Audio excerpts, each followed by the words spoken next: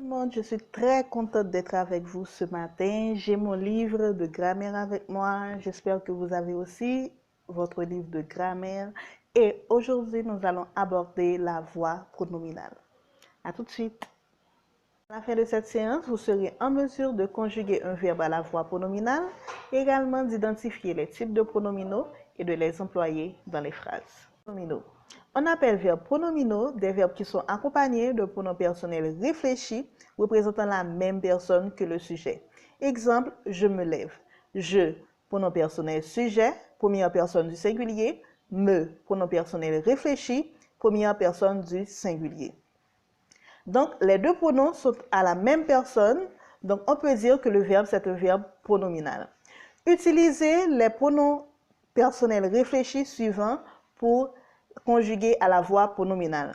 Me ou M apostrophe pour la première personne du singulier, te ou T apostrophe pour la deuxième personne du singulier, ce ou S apostrophe pour la troisième personne du singulier, nous pour la première personne du pluriel, vous pour la deuxième personne du pluriel et ce ou S apostrophe encore pour la troisième personne du pluriel. Maintenant, nous allons conjuguer le verbe se lever à un temps composé.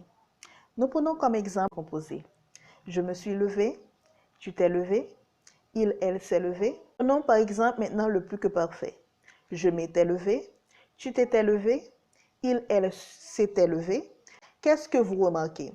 Nous avons formé les temps composés avec l'auxiliaire être plus le participe passé du verbe lever. Donc, on peut donc conclure que tous les verbes pronominaux à un temps composé doivent se conjuguer avec l'auxiliaire être. Maintenant, nous allons voir les types de pronominaux. On distingue 4 types de pronominaux. On a les verbes pronominaux de sens réfléchi, on a les verbes pronominaux de sens réciproque, on a les verbes pronominaux de sens passif et on a les verbes essentiellement pronominaux. Premièrement, les enfants, nous avons les verbes pronominaux de sens réfléchi. Ce sont des verbes qui expriment une action faite par le sujet lui-même. Exemple, il se regarde dans la glace. L'action est faite par le sujet lui-même. Il regarde lui-même. Deuxièmement, nous avons les verbes pronominaux de sens réciproque. Ce sont des verbes qui sont toujours au pluriel. Le sujet représente deux ou plusieurs personnes qui exercent l'action les uns sur les autres. Exemple, ils se regardent l'un l'autre. Troisièmement, nous avons les verbes pronominaux de sens passif. Ce sont des verbes qui pourraient être remplacés par des verbes passifs. Exemple, ce mot s'emploie fréquemment, égal à ce mot est employé par quelqu'un. Donc, le sujet ne réalise pas l'action exprimée par le verbe lorsque nous avons un verbe pronominal de sens passif. Si on prend un autre exemple, le maïs se vend cher. Le sujet ne réalise pas l'action. Donc, le maïs est vendu par quelqu'un. Nous avons les verbes essentiellement pronominaux.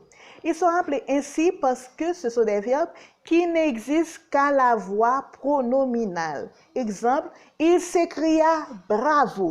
On a toujours besoin du pronom personnel réfléchi pour conjuguer ce verbe. Ok les enfants, maintenant nous allons reprendre un petit peu pour faire asseoir cette notion dans la tête. Nous avons dit qu'un verbe pronominal, c'est un verbe qui se conjugue avec un pronom personnel réfléchi qui doit être à la même personne que le pronom personnel sujet. Nous avons cité les pronoms personnels réfléchis. Rappelez-vous, me, te, ce, nous, vous, ce.